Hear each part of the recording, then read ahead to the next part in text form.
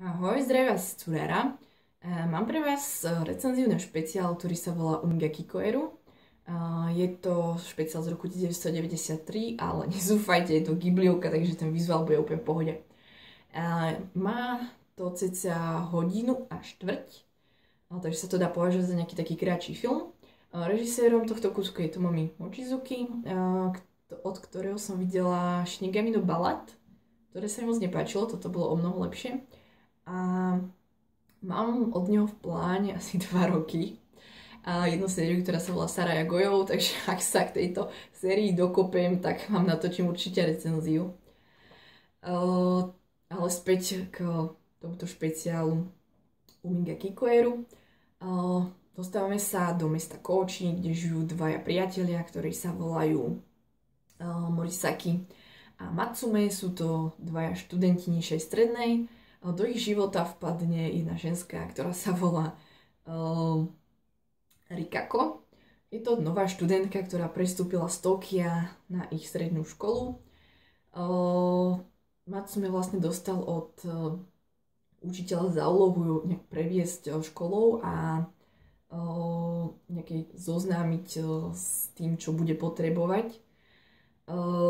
Morisaki aj Matsume mali celkom zjavný záujem o Rikako, pretože bola veľmi pekná. Každopádne sa správala skôr ako snob na začiatku a teda navonok sa správala ako snob.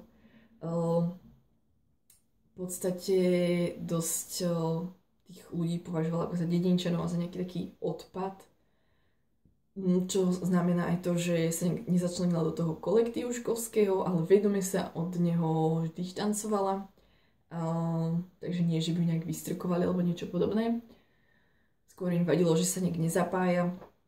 Dosahovala veľmi dobré študijné výsledky a vlastne celé toto, tá jej nevôľa k tomu, že musí začať chodiť na novú strednú školu, je spôsobená tým, že jej matka sa rozviedla s jej otcom a presťahovali sa do Kouchi.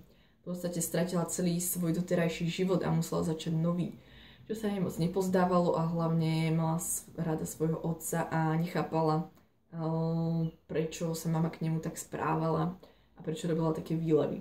Čo neskôr pochopila pri jej vlastne spontánnom výlete, ktorý podnikla do Tokia bez vedomia jej matky. V podstate Rikako bývala v tom Kouchi aj sama, takže to iba tak na okraj. Teraz späť k Morisakimu a k Matsumemu. Na začiatku budete vidieť kúsok z ich nie že detstva, ale z toho, ako sa spoznali, ako sa stali priateľmi a tak sa nejak zoznámite s tým ich vzťahom priateľským a v podstate budete hneď vidieť, ako im vpadla do života Rikako. Matsume od ňu hneď na začiatku prejavil záujem, Morisaki mu sa páčila tiež, ale tam to bolo skôr tak, že nechcel kamarátovi zasahovať do toho, že by s ňou cca potenciálne aj mohol začať chodiť. Nebudem vám vrať, ako to dopadlo, ale dá sa hovoriť o ľubostnom trojuholníku, ktorý bol aj opetovaný a neopetovaný. Obviously. OK, na tento príbeh sa nejak začne trošku prikláňať k jednej strane a to v momente, kedy vlastne tá Rikako podnikne ten spontánny výlet do Tokia spolu s Morisakim, ktorý, ja neviem, ako sa k tomu dostalo, ale tiež nejak spontánne, preto som to také celé nazvala, ktorý s ňou vlastne, myslím, strávi 3 dní v Tokiu. Tam celkom sa ten ich vzťah, dajme tomu, prehlbí, aj keď si to Morisaki nejak nechce priznať a stále sa od Rikako, nie že dištancuje, ale drží si proste od nej nejaký odstup vedomí, aby to nejak tomu Matsumemu jeho vyhliadky do budúcnosti nepokazil. To asi vám ako príbeh bude stačiť, lebo vám fakt nechcem spoilovať alebo niečo ešte prezradiť k príbehu. To uvidíte sami. Ja na romantickej ani vôbec nepozerám, ale toto ma celkom oslovilo, pretože to vôbec nebolo sladké ani nič podobné. Bolo to primerané. V podstate sa tu dohrávala nejaká taká cesta od toho mládí k dospievaniu, proste k dospelosti, takže dá sa hovoriť o nejakej dospievajúcej láske.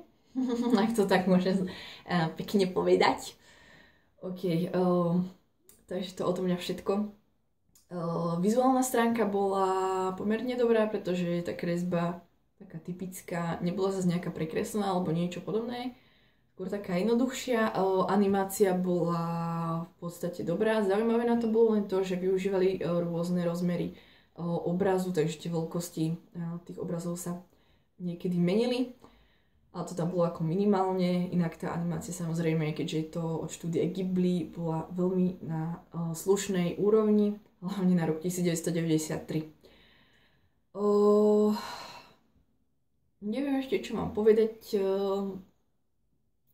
Uvidíte sami, podľa mňa, keď máte radi romantické veci, toto by ste nemali vynechať, alebo mali by ste sa na to pozrieť, pretože by sa vám to veľmi mohlo páčiť. Ja tomu dávam 7 z 10.